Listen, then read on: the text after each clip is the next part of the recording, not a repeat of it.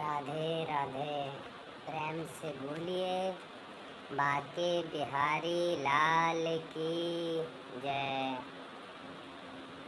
में राष्ट्रपति शासन स्वतंत्र शासन है, ऐसे ईश्वर का शासन स्वतंत्र शासन है। उसके भाग्य के चलते यदि उसे मृत्यु दंड भी मिला है और परमात्मा यदि कृपा कर दें तो उसे बचा सकते हैं। किसी पापात्मा को नरक मिला है और परमात्मा कृपा करें तो उसे बचा सकते हैं। इसलिए ईश्वर का भजन करिए, क्योंकि उनका शासन स्वतंत्र शासन है। कब किस पर दया कर दें, किस पर करुणा कर दें, कोई नहीं जानता। अकारण ही करुणा करने वाले हैं मेरे गोविंद। अकारण करुणा वरुणालय, भक्तवांछा कल्प तरु, तनिंदित विनिंदित पीतांबरधारी वो कृष्ण जो अनायास ही। अब बताइए ना, भगवान ने पूतना पर कृपा करी कि नहीं? पूतना तो मारने आई थी, जहर पिलाने आई थी। भगवान ने उस पूतना पर कृपा करी कि नहीं भैया? बोलो, करी ना।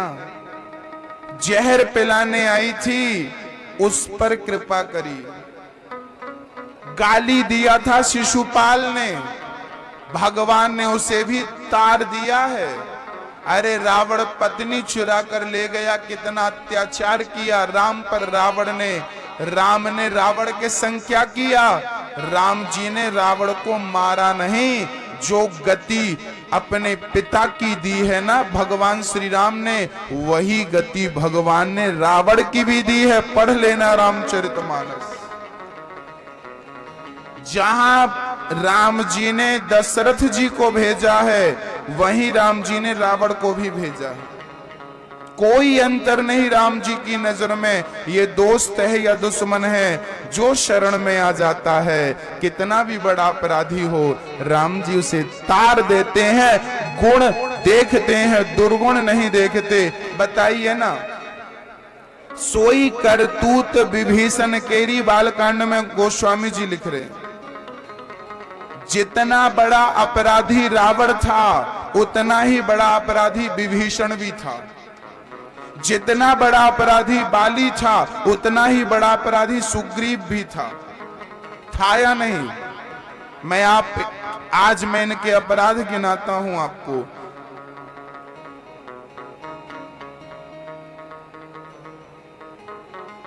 रावण का भाई विभीषण, विभीषण जी बहुत अच्छे नहीं थे भक्तों। विभीषण जी की बातें आपको पता नहीं होंगी। जब राम जी रावण से युद्ध कर रहे थे ना, तब विभीषण जी राम को डरा रहे थे। क्या कर रहे थे? डरा रहे थे।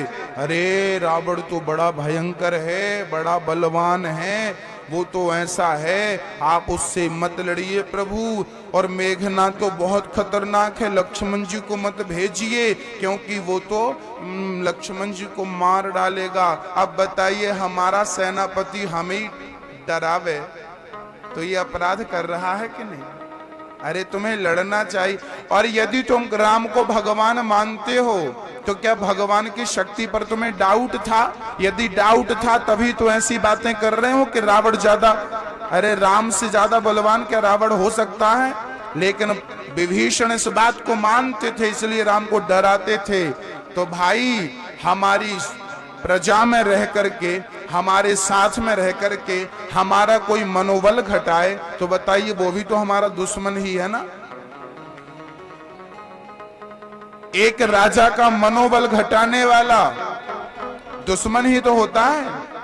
जबकि रणभूमि में मनोबल घटाना, अरे अर्जुन भाग रहे थे और भगवान श्री कृष्ण अर्जुन का मनोबल घटा रहे थे कि बढ़ा रहे थे? बोलो बोलो मैया। अर्जुन जब भाग रहे थे, मैं युद्ध नहीं करूंगा, तो भगवान श्री कृष्ण मनोबल घटा रहे थे कि बढ़ा रहे थे? बढ़ा रहे थे ना। गीता का उपदेश देके बढ़ाया, और विभीषण घटाए जा रहा है, मत लड़ो प्रभु, वो तो बड़ा बलवान, बड़ा बलवान बहुत। ऐसी ऐसी बातें करते थे। 12 वर्षे नींद नारी जो त्यागेगा, इसके अलावा युद्ध करेगा सो वह मारा जावे। बड़ी बड़ी बातें विभीषण जी ने करी। राम जी को गुस्सा तो बहुत आता था पर पी जाते थे। एक तरफ तो मेरी शरण में आता है, एक तरफ तो मुझे सच्चिदानंद परमात्मा कहता है, और दूसरी तरफ रावण का भय भी दिखाता है कैसा भक्त है। बताइए। लेकिन राम जी ने क्या सुग्रीव के अपराधों को देखा? सुग्रीव ने पत्नी पाई तो 4 महीने तक राम जी खड़े रहे। रामचरितमानस पढ़िए, 4 महीने तक खड़े रहे राम जी पानी में। एक बार भी सुग्रीव पूछने नहीं आया कि प्रभु नाश्ता किया आपने, कुछ खाया पिया, पूछने नहीं आया, भूल गया। पावा राजकोषपुर नारी, सुग्रीव वही सुधि मोरी विसारी। सुग्रीव भूल गया था 4 महीने के लिए राम जी को। वो तो बाद में जब लक्ष्मण जी गए, जिस राम जी ने बाली को मारा है वो बाण अभी खत्म नहीं भाई, तरकस में और भी बाण है, अब तुझे मारेंगे। तब सुग्रीव डरा और दौड़ करके राम के चरणों में आया। आपने पढ़ी होगी रामचरितमानस। तो सुग्रीव और विभीषण ये अच्छे लोग नहीं थे, लेकिन धन्य है मेरे राम कि इनके दुर्गुणों पर ध्यान नहीं दिया, इनके गुणों पर मेरे राम ने ध्यान दिया। क्योंकि भगवान का स्वभाव दुर्गुणों पर ध्यान नहीं, गुणों पर ध्यान देना है। एक भी पुण्य हो गया तो हमें राम जी तार देंगे, क्योंकि न जाने कौन से गुण पर दयानिधि रीझ जाते हैं। यही सदग्रंथ कहते हैं, यही हरिभक्त गाते हैं। न जाने कौन से गुण पर दयानिधि रीझ जाते, नहीं स्वीकार करते वो निमंत्रण नृप दुर्योधन का। विदुर के घर पहुंचकर भोग छिलकों का लगाते हैं। न जाने कौन से गुण पर दयानिधि न रोए वन गमन में श्री पिता की वेदनाओं पर। जब राम जी को वनवास हुआ, दशरथ जी तड़प रहे थे, लेकिन राम की आंखों में आंसू नहीं आए। न रोए वन गमन में श्री पिता की वेदनाओं पर। राम जी रोए कहां हैं? राम जी वनवास में 14 वर्ष की अवधि में राम जी केवल 2 बार रोए हैं, या ये कहें कि सबसे ज्यादा 1 बार रोए हैं। कब रोए हैं, कहां रोए हैं? न रोए वन गमन में श्री पिता की, पिता मर गए राम जी रोए नहीं।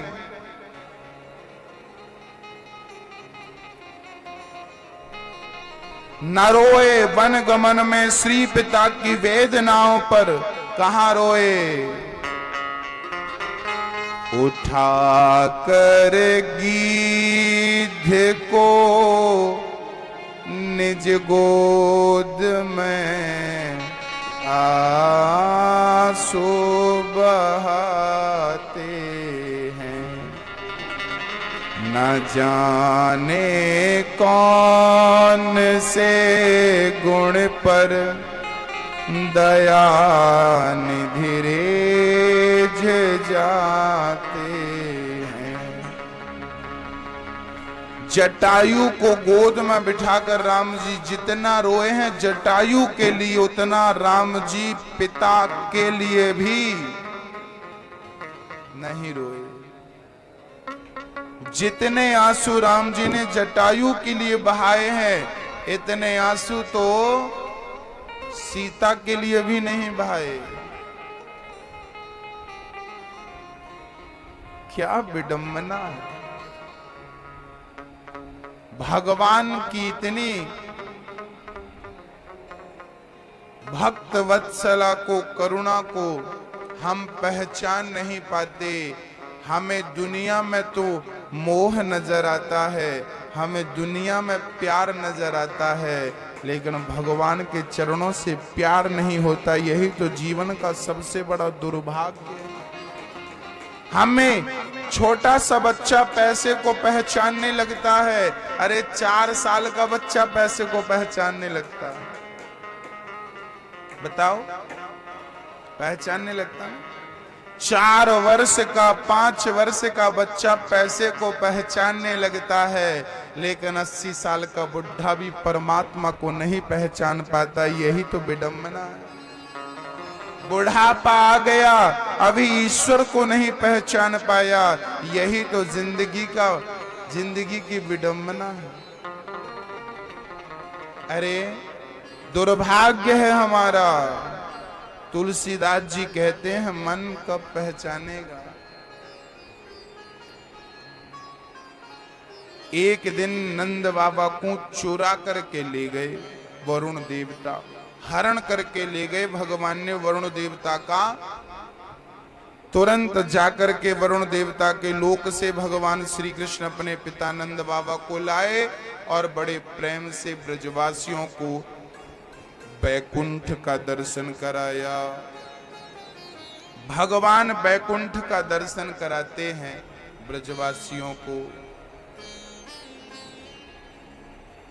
यमुना के पुलिन तट पर खड़े होकर भगवान ने आज सुंदर सी बंसी बजाए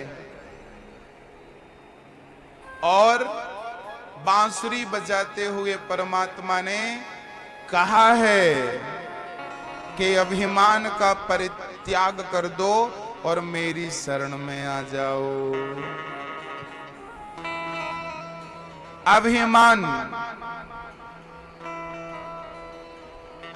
अभिमान को भगवान स्वीकार नहीं करते।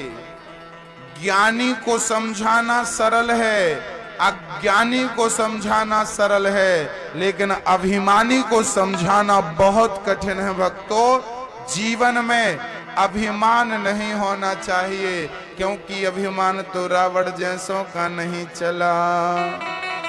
चला क्या मैया?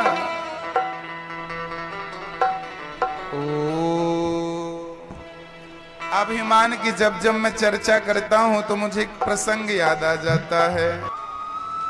ओ प्यारी मैया, होगी गप्पे पूरी, थोड़ा ध्यान दे दो मेरी माँ।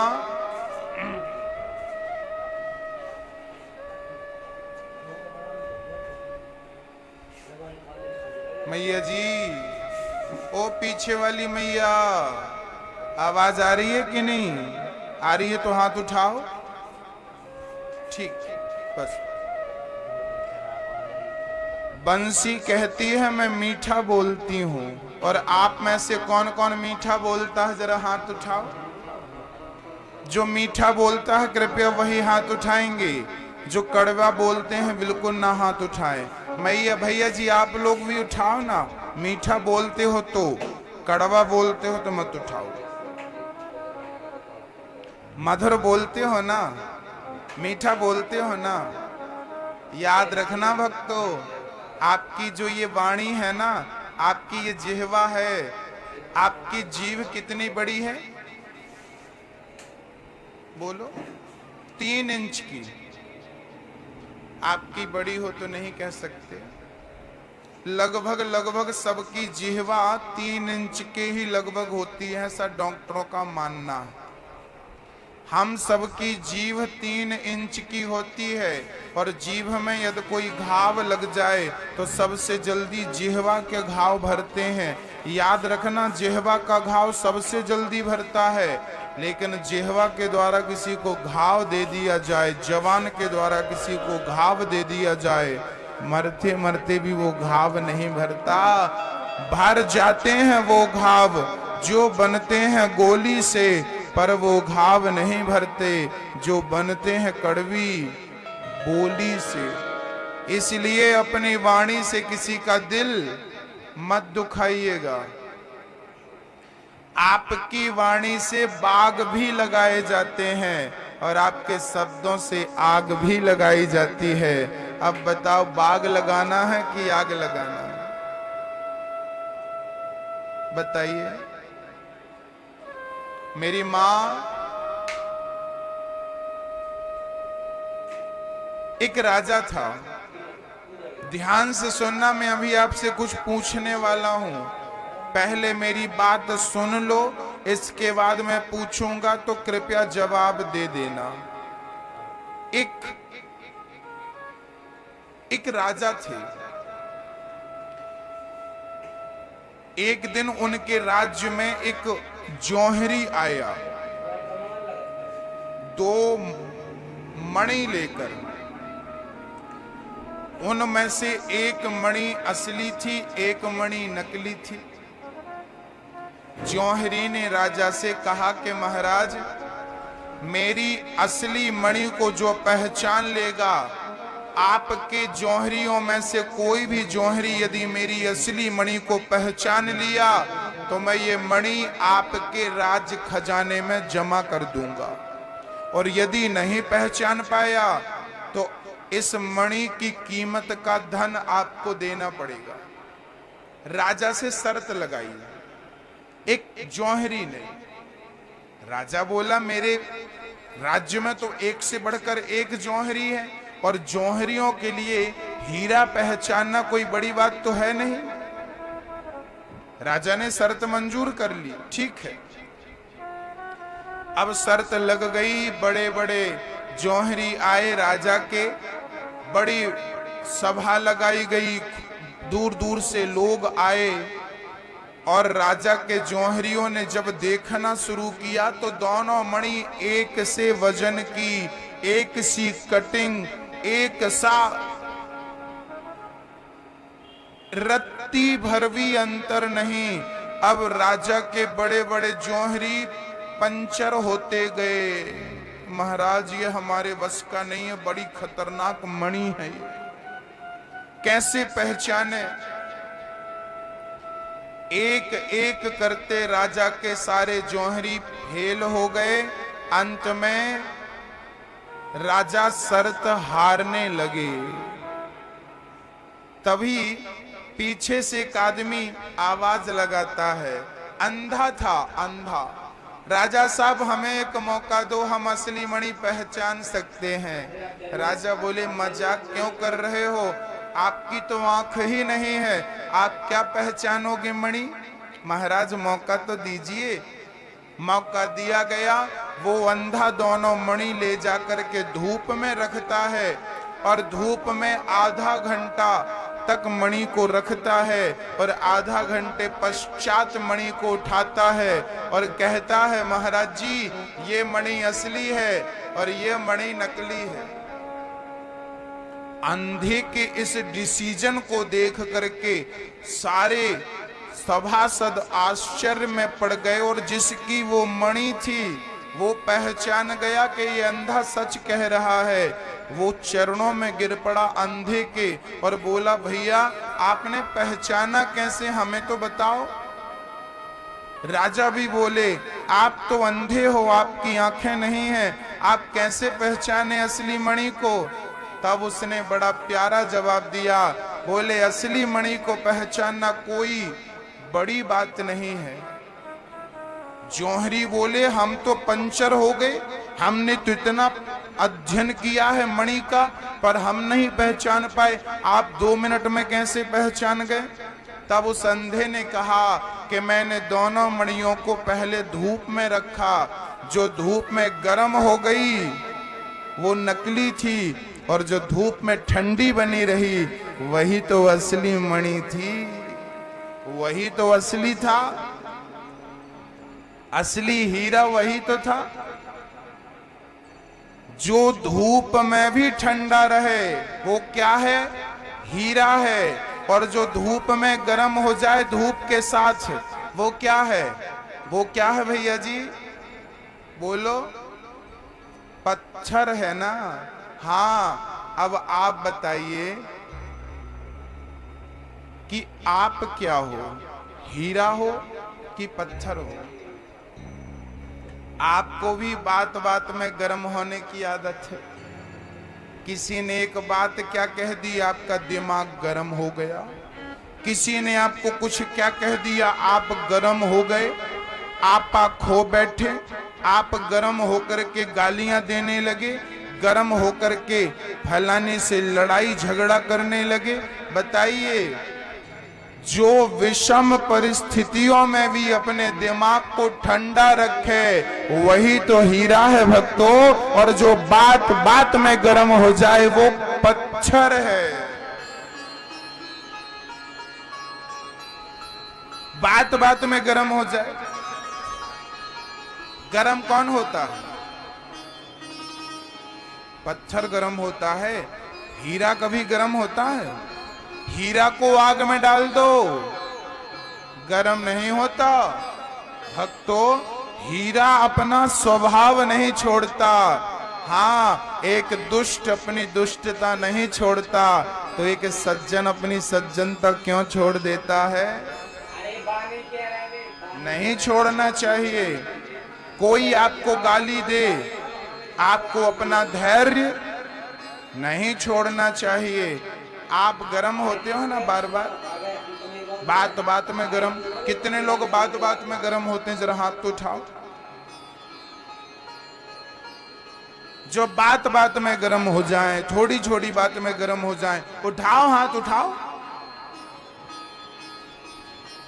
उठाओ।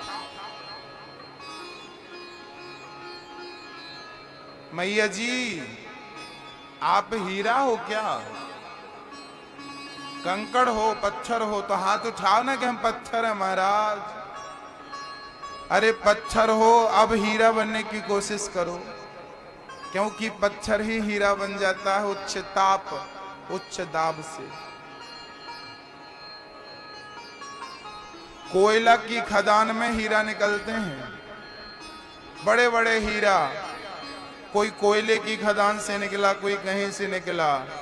उच्च ताप और उच्च ताप से एक पत्थर ही चमकदार हो जाता है, बेशकीमती हो जाता है। यदि संस्कारों का ताप और दाब पड़ गया तो आप पत्थर ही हो, लेकिन हीरा बन जाओगे, देर नहीं लगेगी। कुसंस्कारी भी सत्संग में आकर संस्कारी बन जाता है। अरे गली का नाला जब गंगा से मिलता है तो नाला क्या बन जाता है? गंगा में मिलकर गंगा बन जाता है ना। हाँ, दुष्ट भी जब सत्संग से जुड़ जाता है तो वो सत्संगी हो जाता है, सत्संग का प्रभाव उसके सर पर चढ़ जाता है। इसलिए निवेदन है कि आप हीरा बनिए, पत्थर मत बनिए। बात बात पर गालियां मत दीजिए, बात बात पर क्रोध मत करिए। एक बात बताओ, हमने आपको गाली दी तो आपका क्या घट गया? कुछ नहीं घटा। हमने आपको गाली दे दी, आपको रात को नींद नहीं आई, करवट बदलते रहे। अरे भाई, गाली आपको इतना प्रभाव क्यों डालती है आपके जीवन पर? आपकी नींद हराम कर देती है। अरे आराम से सोइए, गाली देने वाले ने दे दी है, भूल जाओ, याद रखोगे, परेशान रहोगे। इसलिए छोड़ दो, छोड़ दो, छोड़ दो। सदा प्रसन्न रहिए और मुस्कुराते रहिए। गालियों पर ध्यान मत दीजिए। हम तो कहते हैं कि क्रोध को निकलने ही मत दीजिए। अच्छा, आपको अपने दुश्मन से हारने की आदत है कि जीतने की आदत है? बोलो। आपको अपने दुश्मन से हारने की आदत है कि जीतने की आदत है? मैया जी, ओ मैया, हारने की आदत है? बोलो।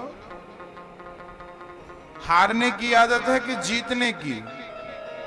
हाँ, दादाजी आप बताओ, हारने की आदत है कि जीतने की? हाँ, जीतने की। हम अपने दुश्मन से हारते नहीं, हम अपने दुश्मन से जीतने की भरपूर कोशिश करते हैं और हारते नहीं हैं। हम हारने वालों में से नहीं है, हम जीतने वालों में से हैं। यदि हम अपने दुश्मन से जीतते हैं तो बताइए क्रोध हमारा क्या है, दोस्त है कि दुश्मन है? क्रोध हमारा क्या है, दोस्त है कि दुश्मन है? क्रोध क्या है मैया जी? क्रोध दुश्मन है। तो इस दुश्मन से हारना है कि जीतना है? बोलो, हारना है। क्या बोल रही हो मैया, सुन के बोलो ना। क्रोध से हारना है कि जीतना है? हाँ, मुंह खोल रही है मैया, आवाज कुछ नहीं निकाल रही, बड़ी चतुर है। मुंह बराबर खोल रहा है, निकल कुछ नहीं रहा है।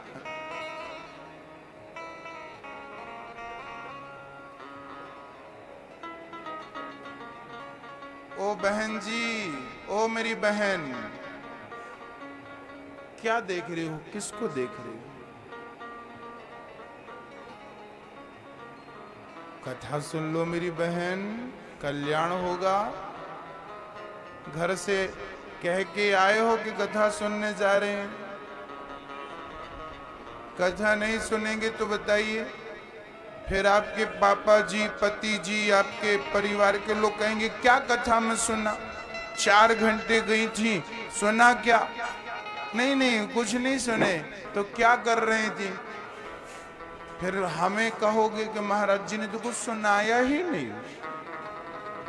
शिष्य की गलती होती है ना तो गालियां गुरु को पहले मिलती हैं। कैसा मास्टर है, कैसा पढ़ाया, बोलते ना लोग कहते कैसा गुरु है। थोड़ा सुन लो मेरी माँ, क्रोध हमारा दुश्मन है और इस दुश्मन से हमें हारना नहीं, इस दुश्मन से हमें जीतना है। याद रखिए, जब आपको बहुत क्रोध आए उस समय आपको क्या करना चाहिए? बोलो, जब आपको बहुत क्रोध आए, जब बहुत गर्म हो जाए दिमाग, बताइए क्या करना चाहिए उस टाइम? क्या करना चाहिए उस समय? जब बहुत क्रोध आए उस समय आपको चुप रहना चाहिए। क्रोध, गुरुजी हमें बहुत क्रोध आता है, बताइए हम क्या करें? जब आपको बहुत क्रोध आए और अपने क्रोध को खत्म करना चाहो उस टाइम अपने धैर्य को धारण रखो। धैर्य, चुप रहो। क्रोध आ रहा है, सामने वाला गाली दे रहा है, देने दो, क्रोध बढ़ने दो, चुप रहो। अपने विवेक से अपने आप को ठंडा रखो, अपने आप को ठंडा रखो। आपकी गाड़ी को चलाने के लिए इंजन होता है और याद रखना उस इंजन में एक पंखा लगा रहता है। वो पंखा बंद हो जाए तो इंजन में आग लग जाती है। वो पंखा इंजन को क्या करता है? ठंडा रखता है, क्योंकि इंजन चलता है ना तो गर्म होती है गाड़ी, वो पंखा उसे कूलिंग देता है, उसे ठंडा रखता है। ऐसे आपका विवेक का पंखा चलना चाहिए और आपको ठंडा बनाए रखे। आपका विवेक ही आपको ठंडा बनाए रखे, ऐसा विवेक हम सबके अंदर होना चाहिए। विषम परिस्थितियों में अपने धैर्य को नहीं खोना, यही आपकी महानता है। जब आपको कोई गाली दे रहा हो उस टाइम आप चुप रहें। याद रखिए, गाली देने वाला महान होता है कि सुनने वाला? बोलो, गाली सुनने वाला महान होता है, देने वाला नहीं। तो महान बनिए ना, जब पता है कि सुनने वाला महान होता तो सुनिए सबकी गाली और महान बनिए। मत बदले की भावना रखिए, चुप रहिए। ये उंगलियां आप दूसरों के लिए उठाते हो, चुप रहो, चुप रहो, चुप रहो। ये उंगली आप दूसरों को चुप करने के लिए आगे बढ़ाते हो, कभी अपने आप को भी चुप रखने के लिए आगे बढ़ाओ। इस उंगली को लिया करो काम में, जब आपको बहुत गुस्सा आए इस उंगली से काम लिया करो, चुप रहो। क्या रहना है? बोलो मेरी माँ, सास गाली दे तो बहू को क्या करना चाहिए? एक बहू मेरे पास आई, अम्बा की, बोली गुरुजी सास बहुत गाली देती है, कोई दवाई दे दो। सास बहुत गाली देती है, क्या करूं। आ गई मेरे पास, मैंने कागज की एक पुड़िया बनाई और पुड़िया बनाकर उसे दे दी। मैंने कहा जब तेरी सास गाली दे तो उस पुड़िया को अपने दोनों दाढ़ों के बीच में दबा लेना कस के। हाँ हाँ महाराज जी। चली गई घर, और जब सास ने गाली दी तो बहू ने। भागवत कथाएं सुनने के लिए हमारे चैनल को सब्सक्राइब करें, लाइक करें, बेल आइकन दबाना ना भूलें। राधे राधे। जय श्री कृष्ण, जय श्री श्याम। बोलिए बाके बिहारी लाल की जय।